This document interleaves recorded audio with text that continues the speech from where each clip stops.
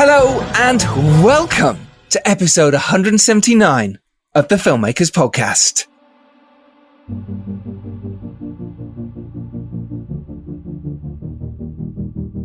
This is a podcast where we talk filmmaking, from indie film to studio films and everything in between. How to get them made, how to make them, and how to try to F it up in our very, very humble opinion. It was brilliant. I am Giles Alderson. I'm a screenwriter, I'm a director, and I'm a producer. I'm Jonny Grant. I'm a screenwriter. And I'm Robin McCain, director, producer.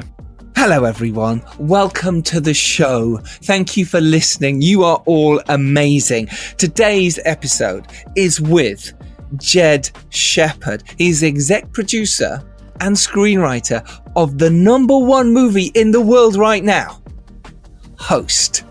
How cool is that? We got him on. This is brilliant. It was such an interesting episode. I took so much from this. It was just incredible, and you will too.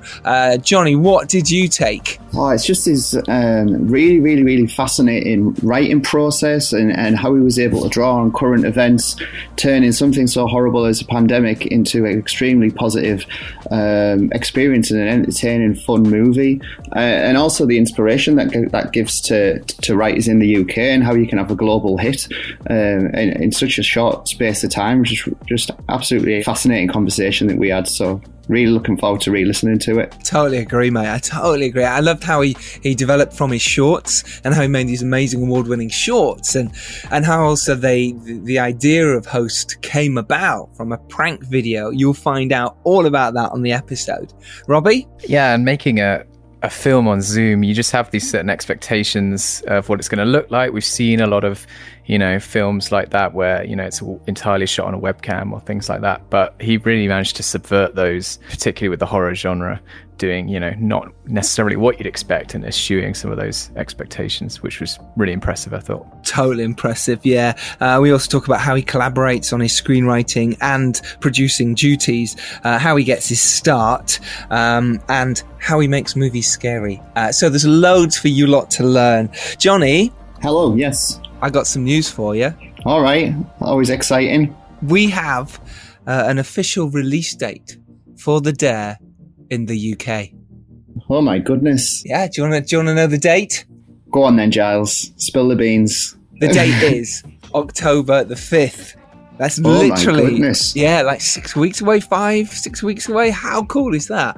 Fingers crossed we're going to have some sort of screening premiere. I will let everyone know if there is and if you can come down. For those of you who have been with us on this podcast from the very beginning, you know that this is the film that made me start the podcast and made me talk about filmmaking, because I'd made a film and it's only 4 years, and it will be literally almost just less than a month to 4 years away when it gets released in the UK. That's filmmaking, folks. It's a crazy industry. That's Hollywood. It is, unless you're Jed and the guys who made Host, and they had the idea not so long ago and then made the movie. In most cases, though, it is the typically long process, isn't it? It's a long, drawn-out process, of which we will tell you even more of why in a future episode. I'm sure most of you know, but still, we will do that. Guests coming up we have for you. I'm super excited. We've just recorded an episode with Sarah Gavron, director of Suffragette and her brand new film Rocks, which is amazing. She tells you all about working with Meryl Streep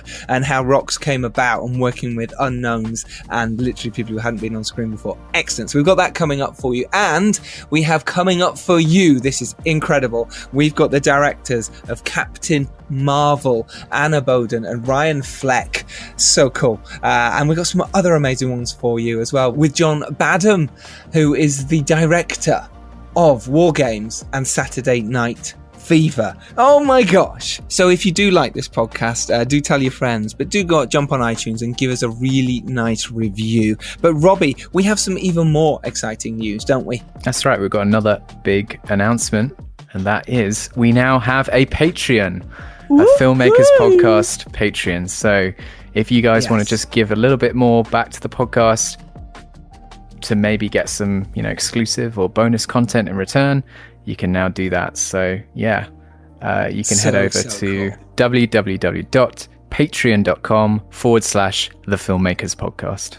we'll have the link in the show notes. So there's a couple of tiers in there. There's a tier that is just helping out and thank you for listening. And obviously it's a quid just for saying, hey, you've listened to some podcasts over the time. And then we've got one which is £2, which gives you bonus material. So many cool little outtakes that we haven't given you before. We're going to put in full podcasts that we haven't released yet. And also some episodes that we cut down loads when we first started, like the Mark Strong episode, the actor from Kingsman, and we're going to give you the whole thing. So it's things like that. Plus, we'll be giving you a load of behind the scenes stuff as well of how we make our movies. So we're going in depth on that as well. And as a special on there for £25, we have the VIP tier. Robbie, what is in that? You get to kind of suggest topics for the bonus episodes, so you get a little bit of a creative hand in where the show's going. Absolutely. And you can also get a one-on-one discussion with one of your amazing hosts about your project. So if you want to pitch to them your idea, if you want to show them your scripts, if you want to talk about it, you also get that. Go have a look. I mean, that is a special bargain, to be fair, giving it away, but still, we wanted to help our filmmakers so you out there can get a leg up and we can help you with our knowledge, anything we've learned along the way, and we will give you special treatment for that. So Patreon, go there, support the show. We love you. We love you. Love us back. Love us back.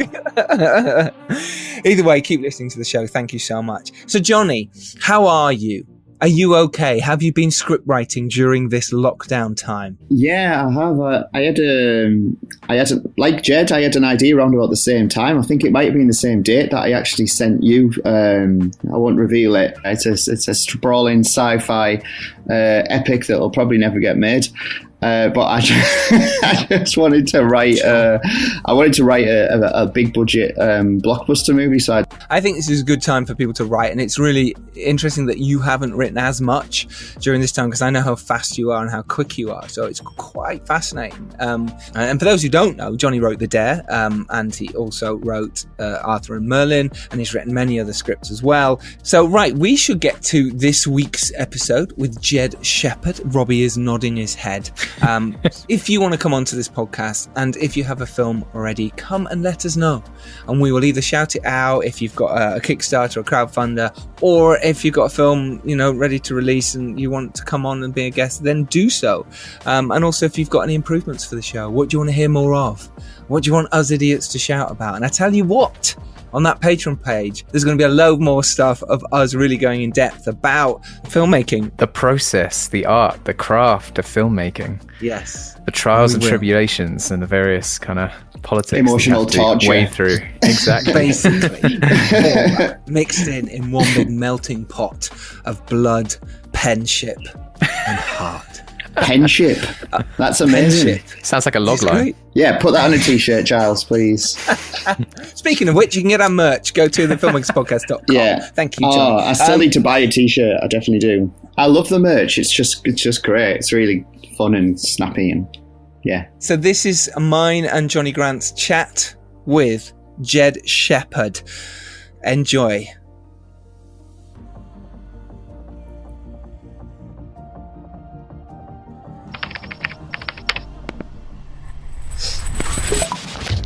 Hey.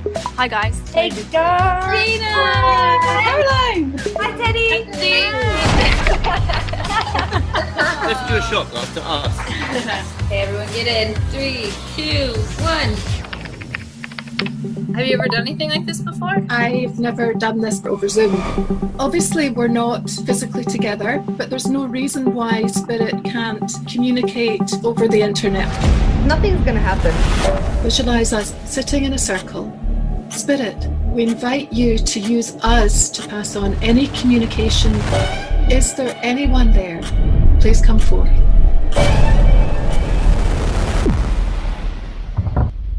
What was that? Amy, was that you? I heard it. I heard something. I think there's something here. Did you see that? Oh, Emma, that's funny.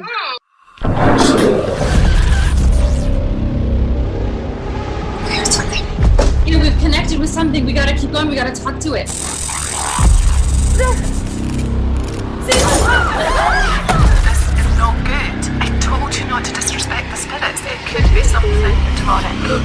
This is all your fault! Not my fault! This is your fault!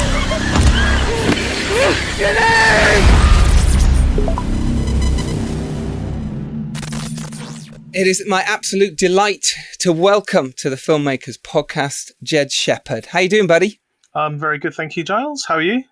Very good, thank you. We've got Jonny here as well, fellow screenwriter. Hey, Jonny. Hey man, nice to meet you. You too? So myself and Jonny co-wrote The Dare together, and Jonny co-wrote Arthur and Merlin, Knights of Camelot. Now, obviously, you co-write movies as well as writing stuff yourself. How do you like to work? And so, does someone take the lead? Jump straight in with that one. Most of the things that people have seen are stuff that me and Rob Savage have done together, which Rob has directed. We basically just bat ideas back and forth between each other. It usually starts from a central idea that I have, and it's usually horror-based as well. So for Host, for instance, the idea I had was a Zoom seance, and that was the initial kind of idea. And then we batted back and forth via Zoom how we would actually make this interesting. So we went down the Zoom features on Zoom, what they can do, and then we kind of integrated that into a story. And we knew we were going to use our friends as well, so we just it was quite easy, an easy process. Just we were going to use our friends and we were going to use Zoom. So we just put into the story exactly what we thought would be cool. Really, that's kind of how I work. I think of cool things. Rob thinks of arty things, and we just put it together. And for this, we just had a Google Doc really. That we just kept on updating again and again and again. We had a rough structure of like first act is the girls just getting to know each other, getting together. Second act is the seance, and the third act's just the crazy freak out stuff. I don't think it's the typical way to write things, Host especially, because there's some improvisation as well. I find the writing process really easy, and for stuff that I've written myself, I'm a stupidly fast writer. I wrote a whole screenplay from inception to finish in December. I wrote it in 5 days. Now I know I can do it in 5 days. Now I've got no excuse. Well, that's the issue now, isn't it? When you tell people you can write something so quickly, and Jonny's also a very quick writer, very fast. But there's sometimes I said to him, don't send it yet, because you'd be like, the next day he'd have rewritten another version. I'd be still reading, version whatever. But the fact is you then putting that pressure on yourself to do the next one in 5 days and whatever, which can't be easy. I think as long as the idea is exciting to you, it's kind of, you're just excited to write it. That's my feeling. Like I write it fast if I'm excited about the film. I think I've finally learned not to rush. It was really a big flaw of mine, rushing my work. And I think that's why I was so quick, is that I was just desperate to get it out. And I found that taking long breaks between drafts really helps give you those fresh eyes when you go back. And it was a big problem for me, actually, to be fair. Because unlike you, I'd read something and say, God, this is terrible. I have those moments as well. Yeah, because most of the time you do read back and go, oh my God. But I agree with you, Jed. Sometimes when you really want to write something, that script I'm writing at the moment, I'm so passionate about it, it just sort of flows out. I'm writing that with someone else as well. And it can happen. Whereas if you're actually struggling with a project and you're going, oh God, I've got to write this, that's when the problems occur, right? If you are passionate, like you say, you can really feel that as you're reading it back. But just little things like typos and bad dialogue and stuff like that, I think that's what will slip through the net for me if I rush it. And just to finish up there on collaborating with other people, you said you'd send things backwards and forwards. You chat on Zoom, which is, I love that you chatted on Zoom and the film's set on Zoom. But then you put it in a Google spreadsheet. Did you work together? Because me and Jonny will write a bit. He'll write a bit and send it to me, and I'll write a bit, send it back. And Jonny's much more proactive at that, and he's very good at it. Were you the same? Were you constantly sending stuff and then he'd have a go, Rob, and then send it back to you, and you'd have a go and rework stuff? I mean, we also have really similar references, and we have kind of, because we've been doing it for quite a long time together, we have it almost like a shorthand, and it's rare that I would put something in that he wouldn't like and vice versa, just because we almost have like a hive mentality.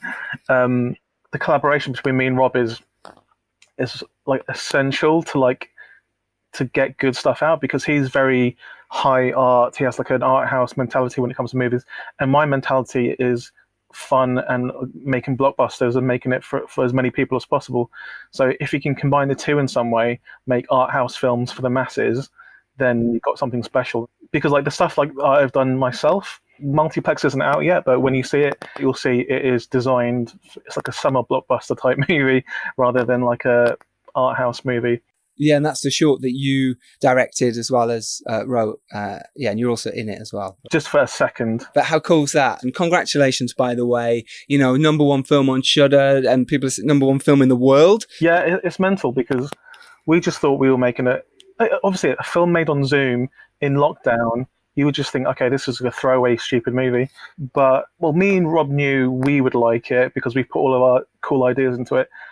And we knew that the horror community will like it as well because there's basically a lot of people who think the same as us. So even when we were telling the actors, who are our friends, by the way, that we were making this movie, they were just like, oh, yeah, cool, yeah, we'll do it. And it was almost like a nothing throwaway thing for them. So when we... And because you filmed it with mates, the expectations for us were so low, and we were like, this will be a fine stepping stone to something else maybe. And then when it was released and it just went absolutely stellar, like straight away, we were like, what is going on? This is just absolutely mad. And all like Joe Hill saying that it scared the crap out of him. One of the influences of Host is Ghostwatch. I don't know if you guys seen that, but the writer of Ghostwatch came out and said it's like Host is the new Ghostwatch, and that was so good for me. I was like, oh, that's crazy. He hasn't tweeted about it yet, but Stephen King sent us an email saying he loves it. It's been out for 3 weeks, and that's it. That's an amazing few weeks. Andre Overdale, who was on the podcast 2 weeks ago, he got the same thing. When Trollhunter came out, he got a message from Stephen King, and now he's literally directing Stephen King's latest book. So, hey, you just never know the path that this career takes you, the filmmaking world. We pitched Stephen King a little while ago on something, yeah, but we were nobodies then. So, but like, I think it's a bit different now. It's so interesting how that suddenly does change, and now you're not nobodies, and now all doors are opening. I imagine they're just flying open at the moment. We were already doing a film with Sam Raimi before Host that was sorted out last year, and Sam Raimi was like my hero. So like, of course, he's amazing. But there's like so much stuff about to be announced. It is unbelievable. Let's jump back to how you got there, and then we'll come back and talk more about Host and how brilliant it is and how everyone should see it and get a Shudder subscription just for this. You know, what made you want to be a filmmaker? Because, you know, you have made quite a few shorts, but you, as far as I can tell, you've only been in this sort of business for 7 years-ish, you know, around that time. So tell us your journey. Tell us how you started. First of all, I don't consider myself part of the film industry. And what? I don't, and I don't want to. I don't want to be. I think as soon as you consider yourself part of the industry, you lose your edge. I want to be a film fan. I hate networking. I don't want to win any awards. All I care about is like good movies. And I think if your aim is to get awards, that's the wrong thing. Your aim should be to make the best one possible. Every time I watch a film, I'm just like, okay, how would I do that? What could I do to improve it?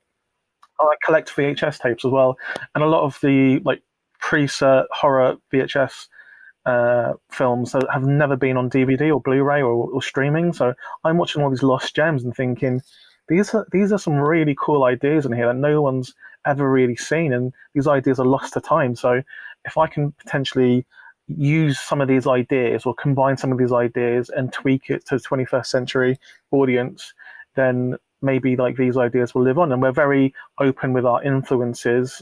I want to kind of shine a light on some of these like lost films that nobody's kind of seen before, regarding why I wanted to be a filmmaker specifically. And I think it was probably Evil Dead 2 was the film that kind of made me decide, oh wow, so you're allowed to make films like this. You're allowed to make films that are scary and funny. Yes. And how cool that you're working with Sam Raimi coming up. I mean, what wow. Coolest. Yeah, we've been like, all through lockdown, we've been working on that film as well, and doing table reads with Sam. It's over Zoom as well, which is really cool.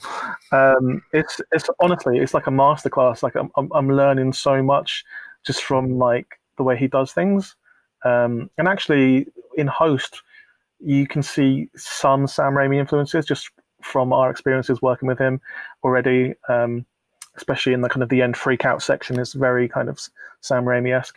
And I just want to make movies that I would want to see myself, especially British ones, because the British horror community, who are filmmakers, we haven't basically produced a good horror film, or very few good horror films in the last 20-30 years, where we were like one of the best in the world with Hammer and Amicus back in the 60s and 70s. Very true. Ealing Studios made all those films. Yeah, absolutely. Yeah. When people think of the UK, they think of Four Weddings and like all of those working title movies. I think we British filmmakers have the mentality that we can't make horror as good as the Americans. I want to make horror films that are, like I said, like blockbusters that go worldwide. And I thought it would be like the next film or the film after that. But it's fascinating how it works. Well, me and Jonny discussed this quite a lot with The Dare, because originally we wrote it English, with English characters, English dialogue. And speaking with our sales team, distribution, and our producers, we kind of wanted to make it American, didn't we, Jonny? We just said it gives it a much more universal appeal. We knew we could sell it more, even though it's all pretty much made by British people, apart from the Bulgarians of our crew, but actors and myself, Jonny, and my DP and producing team. But we knew that it would have more of a chance if we gave them all American accents and turned it American. It did, and that's the problem. And I think you're exactly right, is people don't trust the English sort of horror films, or they go, oh, it's another cute English horror film, whatever, it won't translate to international. You've proved that all wrong, which is amazing. And I know Jonny's written some brilliant English ones, but yeah, no, absolutely. Yeah, I want people to, when they're told by the gatekeepers, oh no, you shouldn't do a horror, it doesn't do well, you're in Britain, you've got to do this, blah blah blah. No one will be able to kind of suggest that like we can't do horror here anymore, because like we're about to like change the game. Like, love it, man. I can't wait to hear. That's great for us as well. We should really thank you for that. Oh yeah. I mean, it's a whole group effort, and as you know, we've been making these short films for like years now, with struggling to make them. Like, for instance, for Dawn of the Deaf, like we made that for $7,000, and that was our own money, and like just begging people for money. We like applied for so many financing things, and the BFI, got knocked down, knocked back. Yeah, no one would give us a penny. Different. We generally thought like the Raimi film would be the one that would like blow us up, and we just thought this one was just a thing we'd done with mates, like a silly thing we did with mates. And obviously we put all of our heart into it as well, so it's not just a throwaway thing. Yeah. But it's the new Paranormal Activity. It's the new Blair Witch. You guys have smashed it. So Birdemic 2, The Resurrection, is your first official credit as far as I can see. Yeah, it is. But you've come in as a co-producer. I mean, how did you even jump to be a co-producer? Because what's your journey going from, hey, I love horror movies, my subscription lists are full of horror movies, I want to make British horror movies, to actually going, okay, I can actually go make something. What was that leap? People would love to know. So this is quite a good story. So obviously, I had no experience whatsoever, and I don't know if you've seen the first Birdemic movie. It's the craziest, weirdest movie ever. It's this guy, he's from Thailand, and he lives in Hollywood, and he thinks he's the new Hitchcock. This is the real guy, James Wynn, the director and writer, and he made the silly film for $10,000. He found these random actors. It has the worst. It's about birds that kill people. For a time, it was the #1 worst rated movie on IMDb, and I was obsessed with it. I was proper obsessed with it. I was like, who is this guy? Who made this film? And the film blew up. The film was on the front cover of the New York Times just because it's so weird. And then it started playing midnight screenings all around the world. Prince Charles Cinema in London started playing it. It just absolutely blew up. So I was like, I do what I usually like do in life. I emailed everyone in the cast and all the crew and the director. I found all of their emails. I was like, hey, I'm Jed. You don't know me. I've got no experience, but I want to help you make the sequel. And wow, good for you, man. Yeah, I just blast these emails out, and like you need to cast a wide net in order to catch and one day you'll catch a big fish. I just sent that out, and I got blanked, of course. And then I sent another one. Hey, just to follow up. I'm really excited to help you guys in any way I possibly can. Blank. And then I was like, right, I need to be like clever about this. And I said, and I got a list of like big independent cinemas around Europe and the UK, and I sent them that list and said, hey, I want to get you in all of these cinemas around Europe and the UK. I'll get you into this film festival, And then they wrote me back and said, "Can you really do that?" And I was blagging it, and I was like, "Yeah, of course I can. Yeah, of course." And they were like, "Okay, what would you want?" And I was like, "I want to be a co-producer on it, just aiming big." And they said, "Okay, if you can do all of that, you can be co-producer." And I was like, "Oh wow, okay, this is a good opportunity." So then I just put on my charm, and I'm really good at, well, writing's my thing. So I wrote like an amazing email to the cinemas like, "Hey, you've probably heard of Birdemic." And I sent like a scan of the New York Times on the front cover. And I was like, "You probably heard of Birdemic. We're making a sequel, and we're pleased to inform you that we've selected your cinema as one to debut it in your city." And just stuff like that. And it just got in everywhere, like everywhere. Everyone was into it. And then like some of the cinemas flew the casting like around as well. And yeah, so that was my first thing I ever did, and my first. And Birdemic 2 is mental, by the way. It is absolutely crazy. It has the killer bird element, but also has time travel, zombies. It has a 10-minute dance scene for no reason. Do you know what I like about this is, and this is so great for you guys listening, is how inspirational is that? The fact that Jed just went, "Do you know what? I want to be a filmmaker. What shall I do? I'm going to ring all the cast and crew. I'm going to keep contacting the director and promise something." And hey, I mean, the fact is you managed to do that is incredible, and fair play to you. That's amazing. I love the fact you went, "I have no idea how to do this," and then just wrote a brilliant letter to cinemas. And do you know what? It really does make a difference. That's how you get movies in cinemas, as you write to the cinemas and say, "Hey, we've got this movie." Cinemas love that, because you turn up, you bring cast crew, and hey, they get an audience, and it's different. Exactly. Well done, man. How did you go from there to then going, what was next? You were like, "Right, okay, well, I've produced a movie now. I helped set up the first one, get it in cinemas." Then you're like, "What's next?" Well, then I was like, right, I can do this myself. I don't need anyone else. So I was like, I had this idea for a film called Dawn of the Deaf, and I wanted to originally direct it myself. So I tried to do that, but I've using whatever skills I had. But again, I hadn't directed anything at that point. So I was like, okay, I need to find someone who's good at directing. So on Twitter, just randomly one day, I saw Rob Savage. He'd posted a 1-minute comedy video that he entered in some competition, and I saw it, and I was like, "Oh, this is like really funny." And like, if he can do that in a really short space of time, because comedy and horror for me is quite similar. They're just really difficult to pull off. So I was like, if he can do that, then maybe he can do horror. So I contacted him, like, "Hey man, we should, like, I saw he was in London. Let's go for a drink. Like, are you into horror?" And so we met up, and he was massively into horror.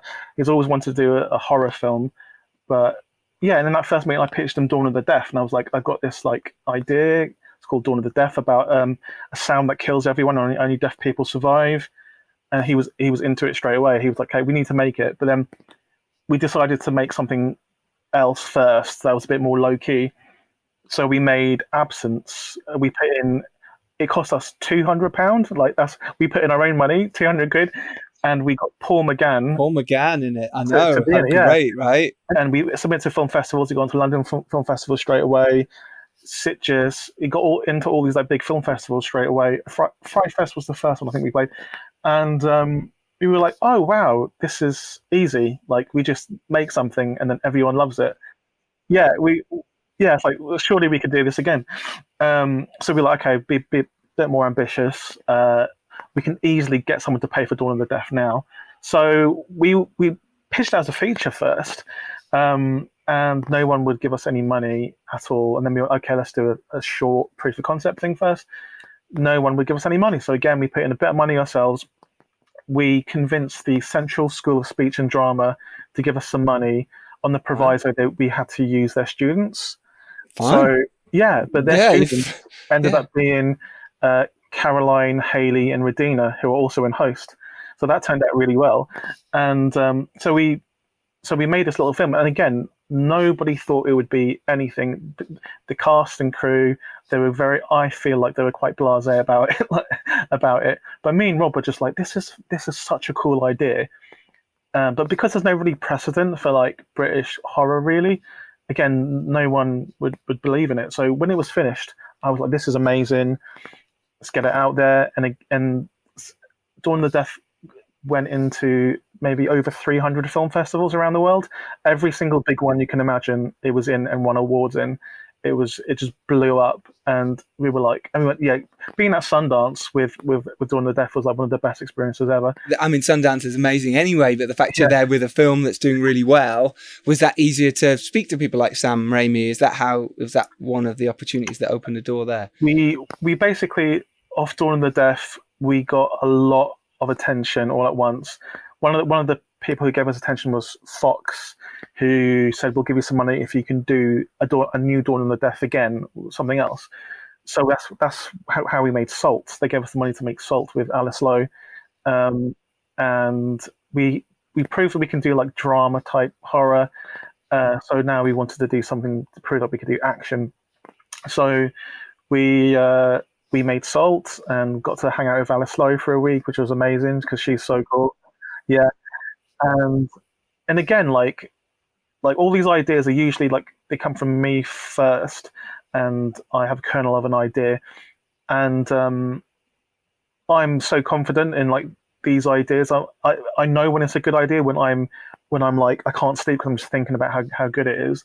And because I've genuinely watched every horror film of all time, even the worst movies, I know what's come before, so I know what not to do and how we can build upon the infrastructure that came before. And I'm obsessed with like the anatomy of a scare as well, like exactly how you build the perfect scare. So I'm always like, I need to get the perfect scare, which we put a lot into Host. So Soul, again, just blew up like beyond our dreams. Like it was crazy. And that's what got Sam Raimi interested. He wanted to basically see what else we could do because he loved Dawn of the Deaf and Salt. That's so cool. And you know, again, I love the fact that you went out of your way and just found someone on Twitter there, and Rob Savage has been that person with you constantly now making films, and then you blew up with Host, and that is from you just searching on Twitter and tweeting him and saying, hey, fancy a beer, do you like horror? Similar to how Jonny got in touch with me. Jonny, do you want to tell the story of your Tom Cruise escapades? Yeah, not too dissimilar, to be honest, mate. I was just alone in the house one night and I blasted out about 300 emails. It took hours. I was pitching, I can't even remember what I was pitching now. It was some terrible script that I'd written and I was kind of delusional at the time, thinking like, I think it was about an autistic kid from Teesside who'd lost his pet terrapin and was going to Newcastle to find it. It was something ridiculous. Good. I actually quite like that. It was influenced by, like, I don't know if you've seen A Room for Romeo Brass. Yeah, I love A Room for Romeo Brass. Yeah, brilliant. Yeah, it was like that kind of deal. Obviously, all these big Hollywood producers weren't going to pick it up. So, but little did I know at the time. So I just blasted out like hundreds and hundreds of emails, and I was getting like obscure people replying, like telling me the life story, and they were like, I'm a producer in Vegas, tell me more. And apparently Tom Cruise's emails on IMDb, for I just sort of blasted mad stupid pictures as a nobody writer to him. And Giles was one of the people that I'd sent the email to. I was one of those crazies who wrote back. Yeah, I think then I sent Giles The Nobodies, which is a script I wrote shortly after. It's about addiction. Okay. I think that's because that's how we connected, and again, it was for the fact that Jonny just went out of his way, and he didn't have to do that. He could have chucked it to a few people, of friends, or someone he knew in his area. But it's similar to what you did, Jed. Is Jonny was like, "I'm going to put this out. Hey, if I don't do this, nothing's going to happen." You've got to. Salt is a brilliant short film. It's 2 minutes. Like I say, it's Alice Lowe. It's so cool. Simple idea. Salt circle. You've got but the effects and the action, as you mentioned, that are so good.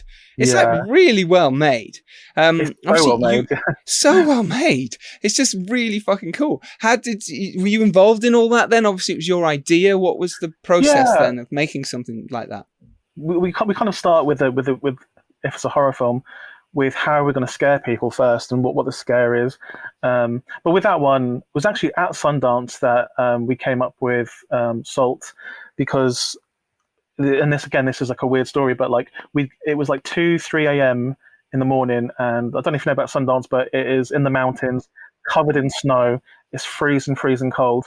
And then we take shuttles everywhere, and the shuttles, it dropped us off at a particular stop that was really far away from our cabin where we were staying, and we we were basically walking through the mountains, like trying to find. Stupid. We should have just waited for the next shuttle, but we started walking through the mountains to try and find where we were staying, and we just got completely lost.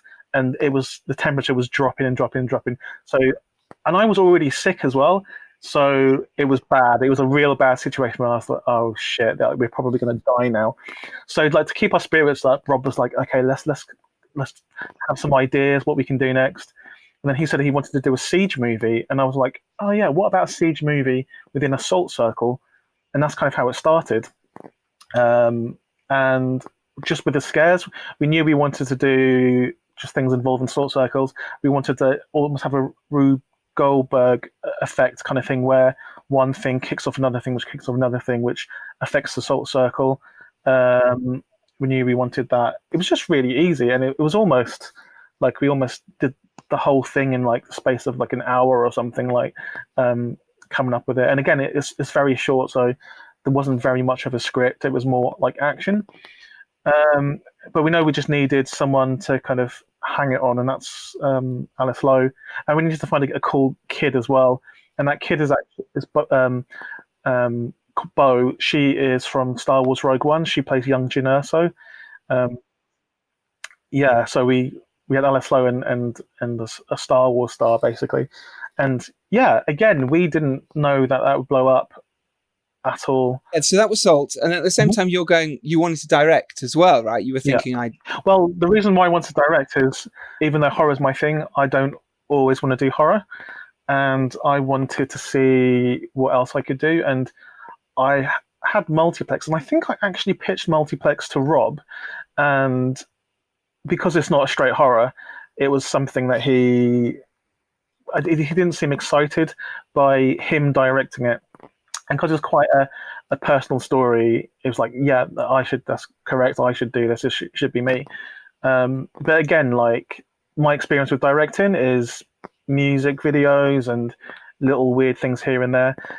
So, I use for that some of the same team as we've used before, but I also got my own kind of like team as well. I kind of wanted it to be quite separate because I didn't want it to have the same exact look as our other films. I wanted to be like put my own signature onto it. Though you will see some similarities because it stars the girls from Host and Dawn of the Deaf. And that's why I get why you want to have that little break, have that little window to then you can come back with it. Yeah. But the fact of you actually stepping up to direct for the first time and actually going, okay, I'm now calling the shots. Did you really plan those shots? Had you worked out, shot lists, what you wanted to do? Did you storyboarded anything? I mean, it's been in your mind for years, so I suppose it's that. I was very much a control freak on this one because me and Rob work really well together, but when it comes to directing, that's all Rob, like 99.9% Rob. I can suggest things here and there, but I want it to be all Rob as well because he's got such a flair. He's so good. I would probably dilute it if I gave my view on how he should direct. So I just don't do that.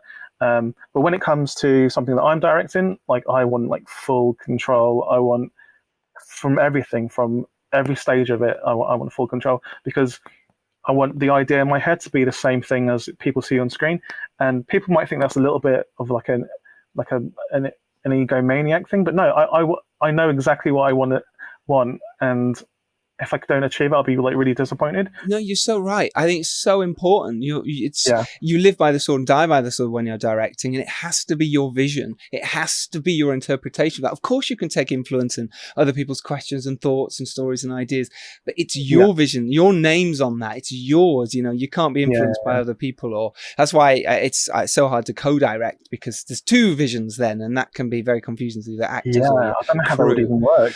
I know. I've questioned so many people on the podcast about that when they've done it. About how do you do it, and often one person will lead that and the other person will be whispering as their conscience type thing. Or sometimes there's two literal voices, but they're both so in tune that it works. Like the Coen brothers, or who else came on recently, and they said exactly the same thing. It's like, no, that's how it works. But I find that really difficult. So no, you were absolutely right to be, it's your voice. Hey, I'm just gonna step up and do this. Were you shaking yourself to do that? Were you sort of going, or did you just take it in your stride by what you'd seen?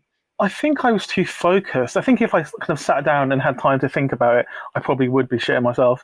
But I was just like, let's just do it. And again, there were some people, the crew, that were from the other productions, like the VFX supervisor who's done everything, including stuff on Host. I knew I had him, therefore I knew we could do the effects. Like without, I didn't have to worry about it. We had, who else did we have? Even things like the costume lady, Alexi. She's been on everything, and it's just good to have her on set as well. She's like a real, like, bright, like, spark on set. But yeah, it was like a different producer than I'm used to, different DOP. But William Baldy, yeah, and then Kate Baxter was your producer. Well, yeah, great. Absolutely. Yeah. So we basically just made it like, but it was like a learning experience for me as well. Just like, okay, like, can I do this? Can I do it and produce something good? But I think you're only as good as the people around you, and luckily, like, everyone around me was really, really good. And we debuted it for the first time the week before lockdown, when cinemas were still open at the Glasgow Film Festival. And again, but I was like worried, because I was like, okay, I know this is special, because like I watched and I'm like, this is gold. This is absolute gold.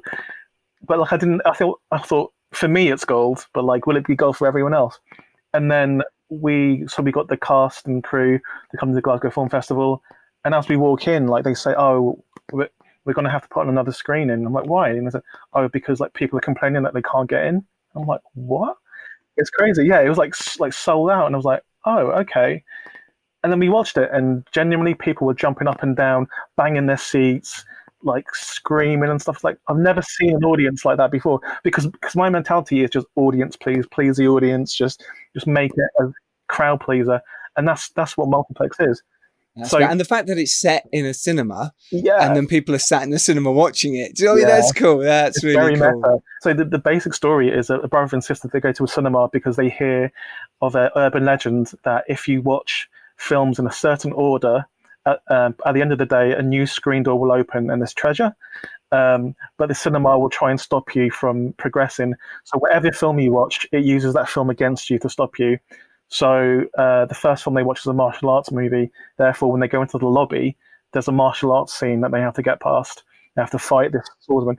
And the second film they watch is Dawn of the Deaf. Well done. I was going to say, what did you put on the screens? Because you've got to shoot those films as well, right? To put on the screens. Mm-hmm. So you had to shoot them first. And obviously you had Dawn of the Deaf, but for the other ones, the martial arts movies and stuff, how did you do that? How did you put the other ones up? We got a lawyer to look into what we could actually put on screen. So we are using some real films, but like really small snippets of it in context.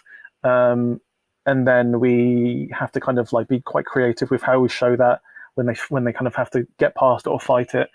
But yeah, it's you get to see Hayley, Radina, and Caroline playing their same characters from Dawn of the Deaf, but dialed up to 11. Like, so hang on, they got to almost see themselves or watching themselves. Oh man, you blow my mind how meta that is. That's crazy. So cool. So they're in the film and then they're watching themselves in another film playing different or almost same characters. Yeah. And they get to do in multiplex what they didn't do in Dawn of the Deaf, which is actually fight the zombies.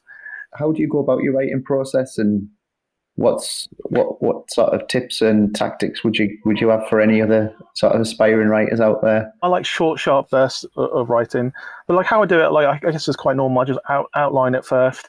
I usually have kind of how I do it is every film I do should have at least 3 big set pieces, like 3 like wow moments. But I also want to make sure the audience isn't bored at any point as well. So I just try and keep it interesting. And my main thing is, like, if I like it, then that's all I really care about, because I'm my own worst critic, and I'm my own like best audience as well. So if I don't like something I've done, like with multiplex, like the first edit of it, I was like, no, this is not what I imagined. This is bad. So we got another editor to work on it, and then finally it kind of reached the heights I think it should. So, but yeah, with the writing process, I can't write on my laptop, which is it just doesn't work for some reason. I can only write on an iPad with a keyboard on Final Draft, and the reason for that is I get so many distractions on my computer, so many. So I just want I turn off the internet on my iPad, and I usually just go somewhere and with the whole like world around me, and then I for some reason that just focuses me on my iPad, and I can just do it so fast.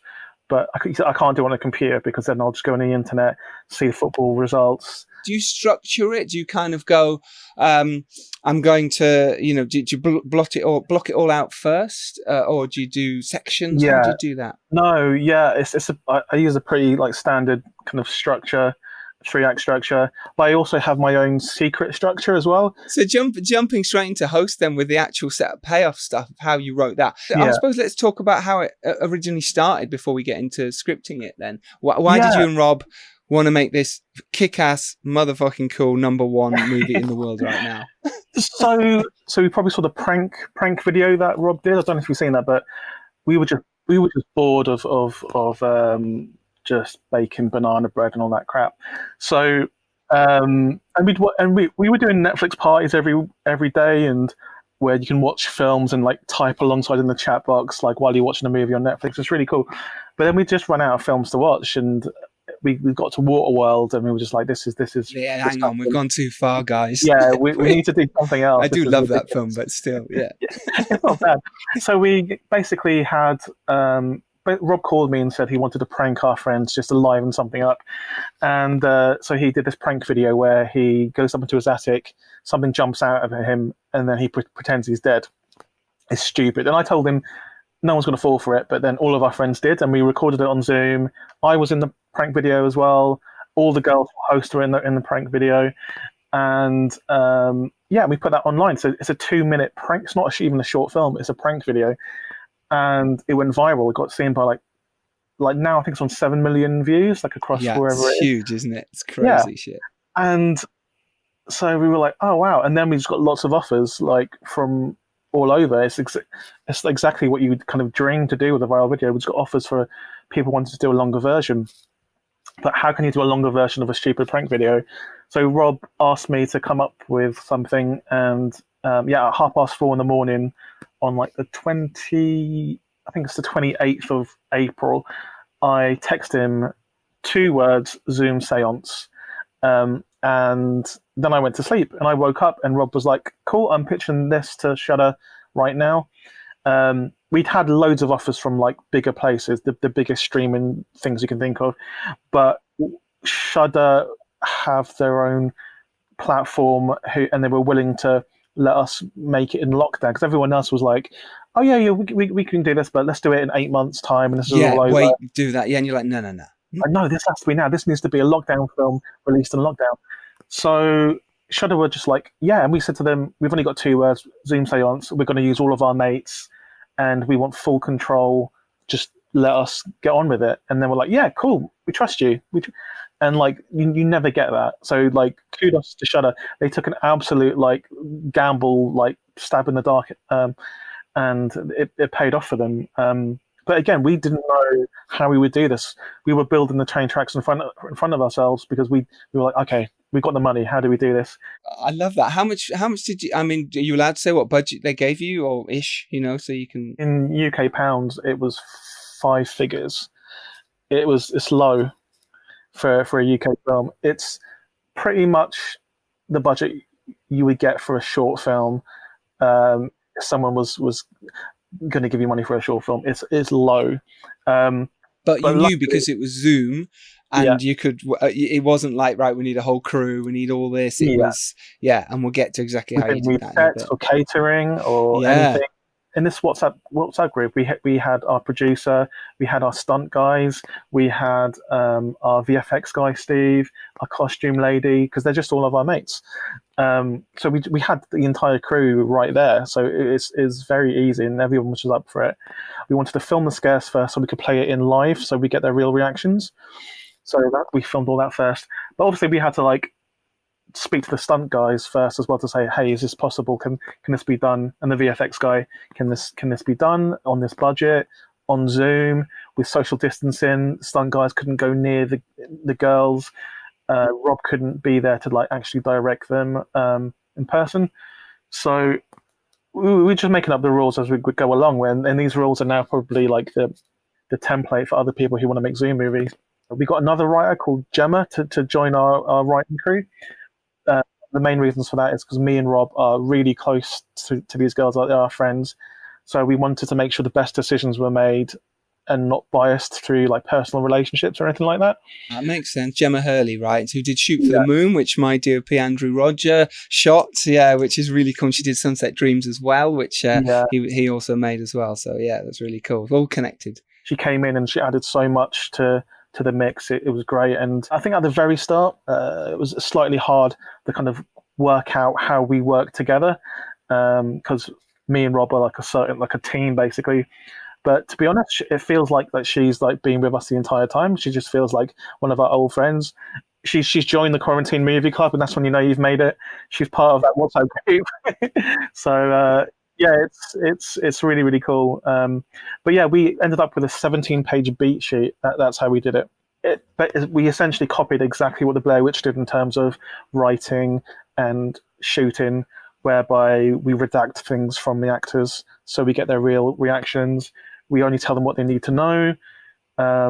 We also get them in the mood by like showing them horror films and seeing some horror films to know exactly what level they should be on the fear scale and stuff like that. Actually, John Carpenter kind of invented the fear scale. Like on Halloween, he put next to certain scenes, he put fear scale 8, fear scale 4. Because it's really hard for actors to get to that level, and they're worried when to go and when to not, because if you've ever acted, you understand how difficult it is to contain that and stay in a scare state of 8, let alone 10 for more than 5 minutes without actually going crazy and it hurting and it's tears and so you have to make sure those are the right shots at the right time when it's in your close-up. In this case, it's Zoom, so you're all right. It's different. Pretty much everything that close-up or that, it's there, but still you have to know. I love that you had a fear scale. I'm going to use that. That's cool. Yeah, no, it's so useful. And like Rob would play them in like clips from like Midsummer and think just to freak them out, and then action just so they're already like, oh my god. And these girls don't like horror as well. None of them. Maybe Emma a little bit, but they weren't really into horror. So it was quite easy to get them scared. And also playing live the deaths of their friends for the first time gets their real reaction, and they probably didn't know the scale of our stunts as well. So when Emma's watching Teddy being like burnt alive, and that's really him being set on fire, by the way, she had no idea that we could do that. Yeah, we really set him on fire. So her reaction is like, oh my god, is something gone wrong? Because like that's why because you see he's her, like, literally on fire. Yeah. So you filmed those bits before, like him on fire, and then when you're filming with her, you're showing her these images and these videos of what's actually happening. Great, so you get them to react that way. So she's seen that for the first time, and we get her real reaction and her real tears, and like it's crazy. And like we did that for all of them. And like when they see their friends die, that's the first time they're seeing it. Most of this is you see their first take, so we get that reaction. That scene with Teddy's girlfriend hanging over the pool. Yeah. I mean, my wife watched the entire thing like this behind the bed sheet. We watched it on a laptop in bed, just because we wanted to make it as real. Yeah, that's the best way on the big TV, and we were just both really impressed with that, especially that sort of VFX. Yeah, however you did it, it was just extremely well. Well, I've been trying to get levitation into every single one of our films, and Rob's like, why? And it's like, because it's cool. Like, we need to like show what we can do. We need to like levitate some. But when we were telling the stunt guys, we're going to have to levitate someone, and I was like, and even better, if we find a pool, then no one can accuse us of having like a rig on the ground. So I want it like levitating over a pool. Her neck cracks and she smashes and splashes into a pool. Yeah, and I was like, I want a full body burn as well. So all these things are like I wanted from the very, very start, and I didn't know how they would actually do it, but like they did it. So you've written out your beat sheet, your 70-page beat sheet, and then would you go, right, I'm going to sit and write all these scenes, dialogue? How would you actually tie it all up and have your beginning, middle, and end? The first act is basically just them getting to know each other, and is the pre-seance stuff. Act 1, Act 2 is the seance, and a little bit after, and Act 3 is what we named the freak out. We actually labelled it the freak out. And we just wanted people to not have a chance to breathe. We wanted them to hold their breath the entire way through, and for them not to know what screen to look at, and to just keep surprising people.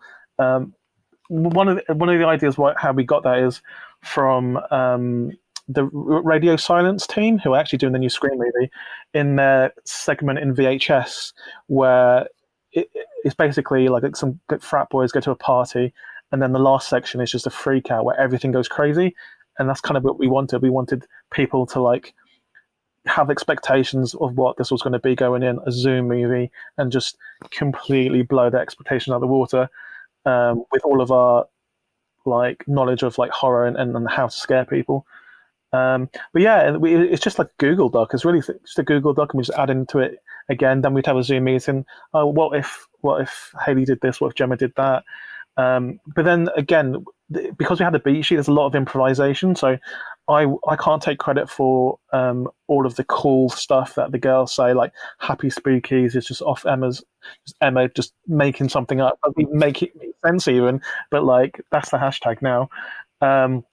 Lots of the cool lines are from the girls, and they should have writing credits, to be honest. That's nice and humble of you as well. But yeah, I know what you mean. Sometimes when the actors are so involved and are putting it into their own words, you go, well, yeah, they did have a big say. Yeah, absolutely. Mm-hmm. So it's nice of you to say that. That's really interesting. How did you go about shooting it then? I know you weren't necessarily, obviously you were around, but how do you have everyone there at the same time? How are you recording each individual? Because you know what it's like on Zoom, it drops out, there's problems. How do you get good sound? Could you just touch on that a little bit? Yeah. So not one single frame was shot on Zoom. Like, there you go. Thank you for clarifying that. That's how you do it. So Zoom was used as a reference. So everyone had Zoom open on their laptops as a reference to what's going on. But what they actually had was a iPhone taped to the top of their screen. So the iPhone camera would be poking out on top of the Zoom camera, so it kind of matches. And that way we didn't have to worry about internet problems, because Caroline's house and Teddy's house have the worst internet in the entire universe. So we had to make sure we got clean footage. They were also mic'd up as well, which we just sent the mic packs, and they attached a mic to their laptop, again with like sellotape, and so they were mic'd up the entire time. So you taught them how to do that. You taught them how to sync clap and how to send all the files to you guys as well, or put them onto a hard drive. Yeah, they were taught how to do that. Sound guy taught them how to do that. Like for Caroline's makeup effects, Dan Martin, Ben Wheatley's effects guy, taught her how to do that. We use them in Salt as well. When there were stunts involved, they had to be stunt guys would sometimes be possibly in the room in a hazmat suit, basically, just showing them what to do, and making sure it was safe and they were correctly rigged up. But a lot of the times it was just the girls with fishing wire, like pulling things open, and we had built these like special contraptions where you put it into cupboards and you press a button and the cupboards explode. And honestly, we should like sell them. They're so cool. And yeah, that was the process, really. Amazing experience. And then I suppose, obviously, the fact that it has done so well. You sent it to Shudder after you'd edited it with Brenna Rangot, who did the edit. Yeah. It seems fantastic, by the way. She's awesome, yeah. Is she? Oh, good. Glad to hear that. And Shudder, I imagine Shudder, what was the reaction straight away? Did you have to do changes? Did you have to do all that kind of stuff? Any reshoots? Did they want anything? Shudder were the best. They didn't tell us to change anything. Like, we delivered it on the 28th of July and it went live on the 30th. So we almost missed it. Yeah. Holy moly! So there was no press. They didn't do any kind of new film's coming. No poster. No trailer. Nothing. It just dropped. We were still doing ADR. On Tuesday the 28th. We were doing ADR, and it got released to the world on the 30th. When did you first start getting the realization that it was doing well? So we did a cast and crew screening the day before, so literally on the 29th, and so the cast saw it for the first time, and they kind of realized that, wow, this is a proper movie, this isn't messing around. So they were like, oh my god, and it kind of eased their minds a little bit, because they don't really have any concept of horror, and they were like, oh wow, this could be a good movie.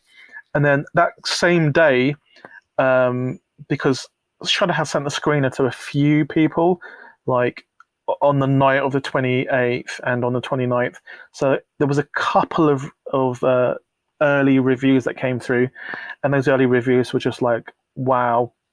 One of them was Dread Central, the big horror website, and they said straight out the back. Actually, they waited till the 30th, the day it dropped, to put out their article. But the article said, "This is the scariest film of the decade, the greatest horror film since the Blair Witch Project." And Dread Central, and I was thinking, what's happening now? This is mental. And then it just expanded from there. Everyone said that. Every horror website, every horror gatekeeper, every horror person was just like, "This is the scariest film they've seen." And I was like, I don't know what's going on now. It's mad. Me and Rob, it's like a day after it dropped, me and Rob were just in this like local cafe in like South London, going, what's going on? Like we just had no comprehension of like what's happening, and it just like absolutely blew up, like out, like it's crazy. And just the fact it's still 100% on Rotten Tomatoes is mental to me. It doesn't make any sense. It's like it's Terminator 1, Toy Story 1 and 2, Paddington 2, and Host. Wow, what a story. How cool. And the fact that it's opened so many doors for you now, and the fact that you've just decided to do this in lockdown and go, hey, we're not going to sit on our asses. And you made the prank video that opened the door there for you. So cool. So just, this is an inspiration for any filmmaker out there. Huge congrats, man. Huge congrats. Cheers, thank you.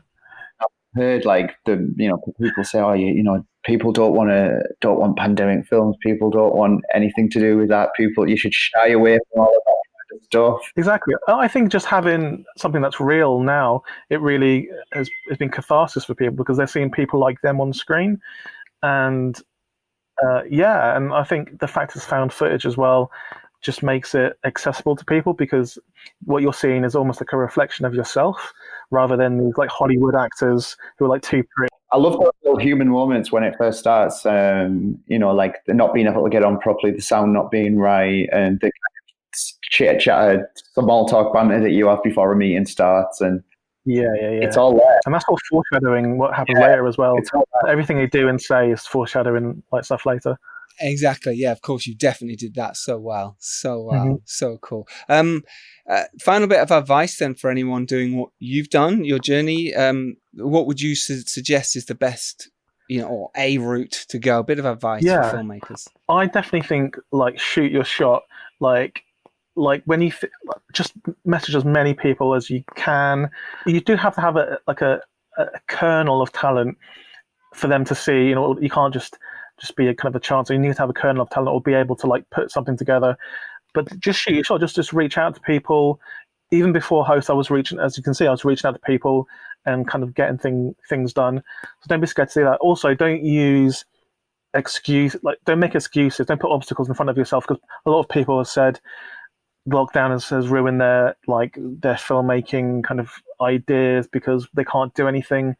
This has proven that you can make something that's like arty and commercial at the same time in lockdown, and it's the limitations that has been a benefit really.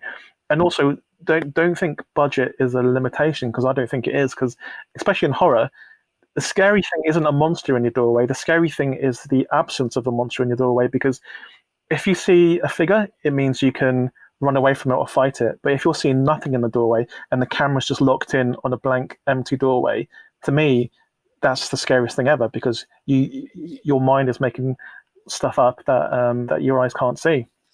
So, and that's free. An empty doorway is free. So turn your limitations into a benefit. Blair Witch is my favourite horror movie, or Blair Witch Project, for that reason. Yeah, that's obviously a big influence. Yeah. Really cool movie. But anyway, listen, Jed, this has been absolutely amazing. Thank you so much. Honestly, really cool. Thank you for sharing your story.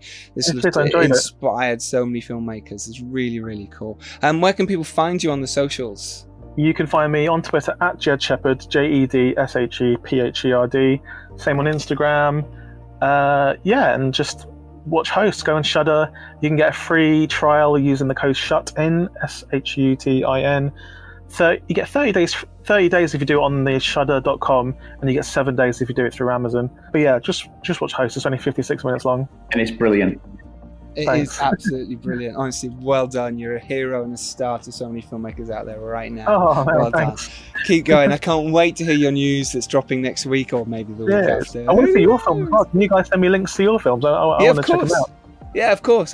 Or you could wait to come to the premiere. I mean, hey. In London. Well, that's the idea. It's coming out in October through Lionsgate. So we're like, well, perhaps by then we can actually have a sort of premiere screening.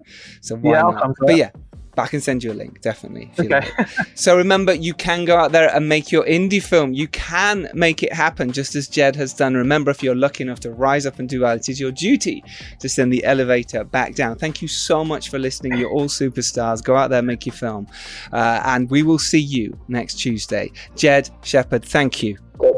Thanks, guys. Cheers, Josh. Cheers, Jonny. Cheers, Jonny. Bye. No worries. Bye everyone. Bye.